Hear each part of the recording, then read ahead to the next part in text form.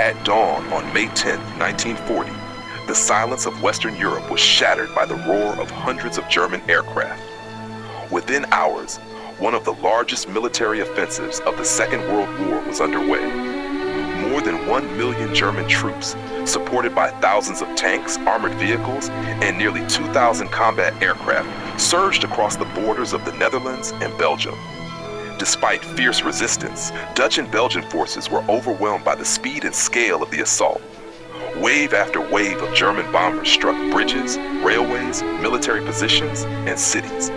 Streets disappeared beneath smoke and fire as countless buildings were reduced to rubble. In Rotterdam alone, dozens of tons of bombs devastated much of the city, killing hundreds of civilians and leaving nearly 80,000 people homeless. With every passing hour, the defenders' position grew weaker, until after only a few days of fighting, the white flag was finally raised. As German forces swept into the Netherlands and Belgium, the Allies put the Dial Plan into action. More than 500,000 French troops, alongside nearly 400,000 soldiers of the British Expeditionary Force, advanced rapidly into Belgium. Supported by hundreds of tanks, thousands of military vehicles, and powerful artillery, they were confident they could halt the German offensive. Along the roads, hopeful civilians cheered as the endless columns rolled north. But the Germans had already prepared an obstacle no one expected.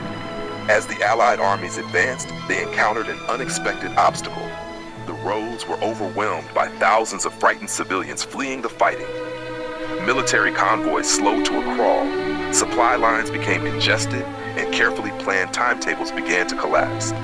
What appeared to be a humanitarian crisis was also becoming a decisive military challenge. German military planners understood that fear could be as effective as firepower.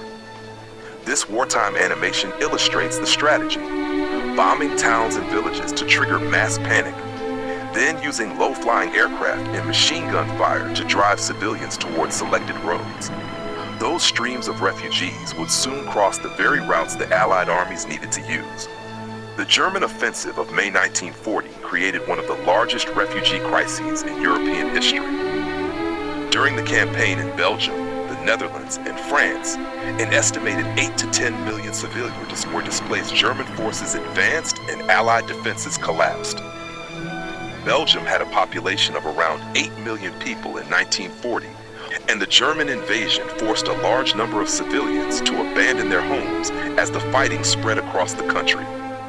In the Netherlands, the rapid German advance, the bombing of Rotterdam, and the surrender of the Dutch government on May 15, 1940, brought an abrupt end to the campaign and left many civilians facing the reality of war and occupation.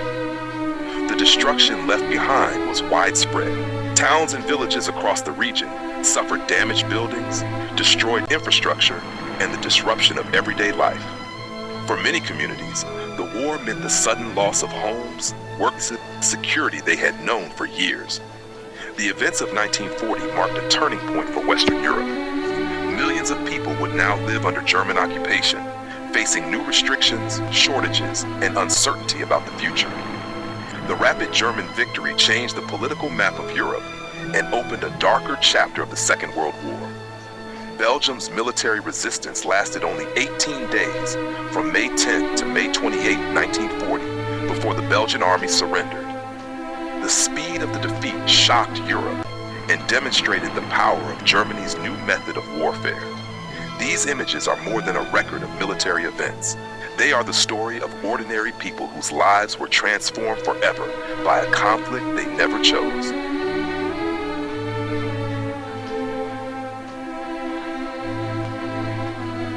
On October 6, 1939, Adolf Hitler declared, "The Reich has put forth no claim which might in any way be regarded as a threat to Belgium.